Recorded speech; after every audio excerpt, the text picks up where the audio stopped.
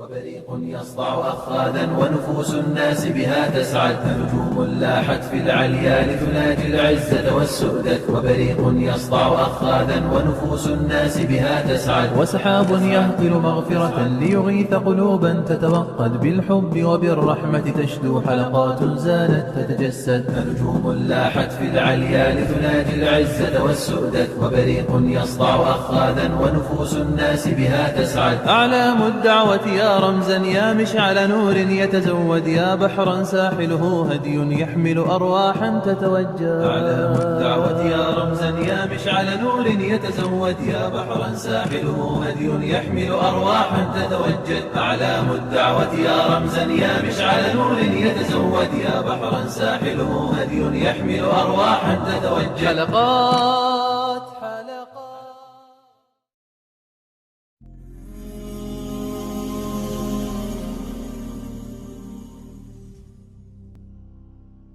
Assalamu alaikum warahmatullahi wabarakatuh, boys. Hope we're doing well. I know I am again. Alhamdulillah, it's 5 a.m. actually when I recorded this video. So right now, waking up early as we do. I'm actually finding it really, really enjoyable to wake up early nowadays. To just, wake up, get all the grueling, the productive tasks out of the way. In the morning hours where you have the most barakah and you have the most time in general.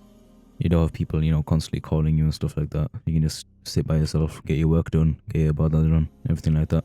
And that's exactly what I've been doing for the past couple of days now. So yeah, alhamdulillah. Also alhamdulillah for let's get into the gratitude for, actually I've literally said it already, alhamdulillah for the morning. Quiet, calm, considerate. No, that doesn't make sense. I just like the morning, alright? I like waking up early now. Also somewhat linked to the morning, alhamdulillah for the sun, comes out. Make sure you're awake, when the sun comes out.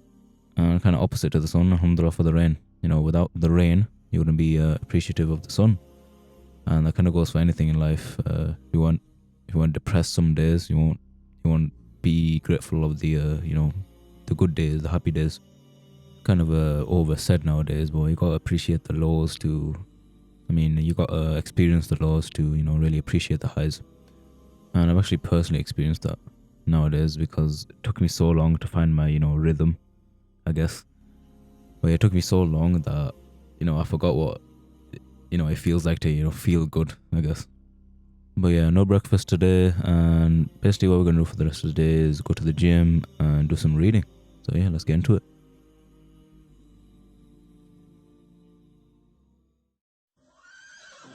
Okay, first of all, there's no Furqan in this video. Very sad, very, very sad times. The most depressing thing to ever happen to me. But jokes aside, alhamdulillah for Furqan, that's my boy. But I don't have him in this video, so, very sad. Also, it just happens to be chest day again. I do other muscle groups, don't worry. But it just happens to be chest day again, I don't have a set schedule. I just kind of go off of how I'm feeling and stuff like that. Well, it doesn't sound as bad as it seems, and by what I'm feeling, it doesn't mean I go in the gym and just do whatever I want. It depends on how sore my body is.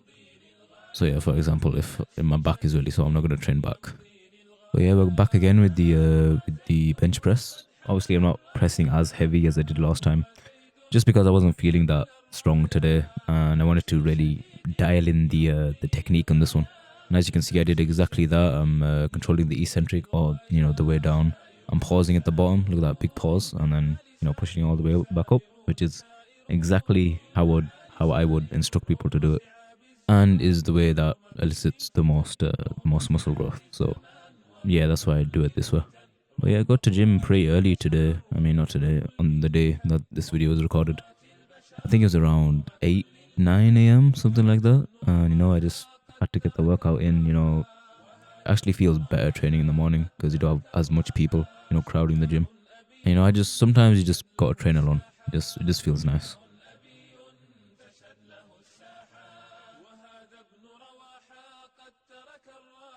So here's me doing the same. This is pretty much the same routine as last time. It's just, I think the last exercise changed.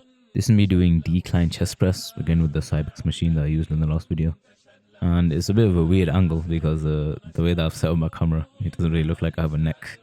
But yeah, same procedure, pushing it all the way out and then slowly back, pause and then, push again.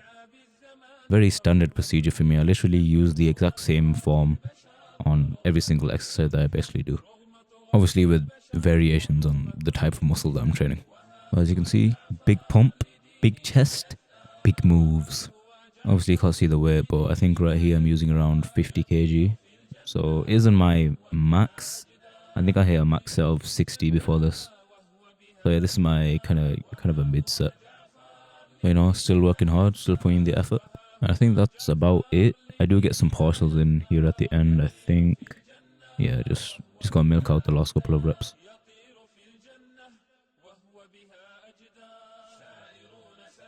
So for the last exercise, well, not technically the last exercise I did was a push-up still failure.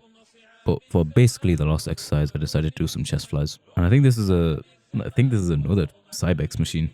So, shout out to Cybex, they make really good machines. Now, I'm pretty new to this one as a whole because in my old gym, they didn't have this type of machine.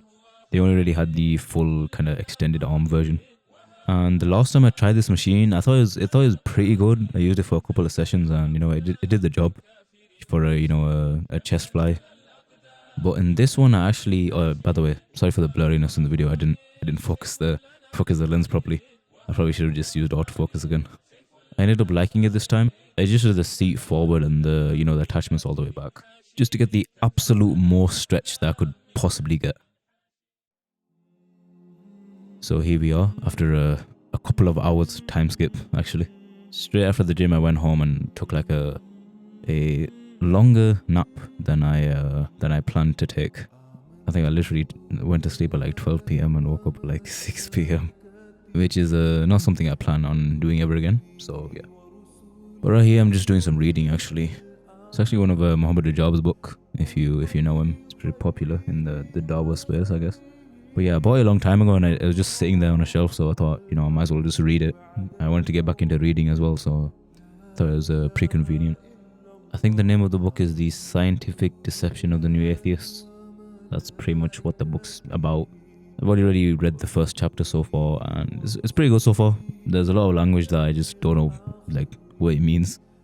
But I'm always open to learning about new stuff, learning about new concepts, and especially because I come from like a philosophy background since I did it in college. Stuff like that really interests me anyway. The main people that he talks about is the four horsemen of the new atheists. Richard Dawkins, Sam Harris, what's his name, David Dennett, and Christopher Hitchens. I think those are the four people. But yeah, make sure you're expanding your knowledge as well. Reading up on things that you like. And I think that's pretty much it for this episode. May Allah harden our minds and soften our hearts. Alright, take care, boys. Salutations.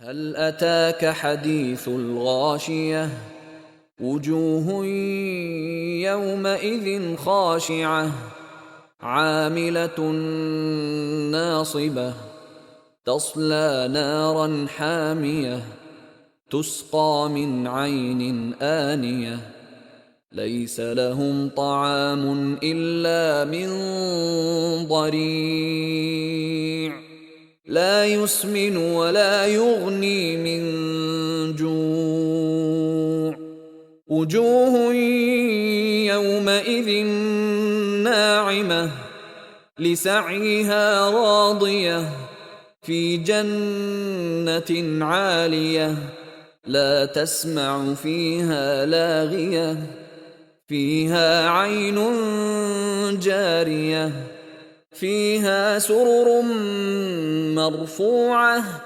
وأكواب موضوعة ونمارق مصفوفة وزرابي مبثوثة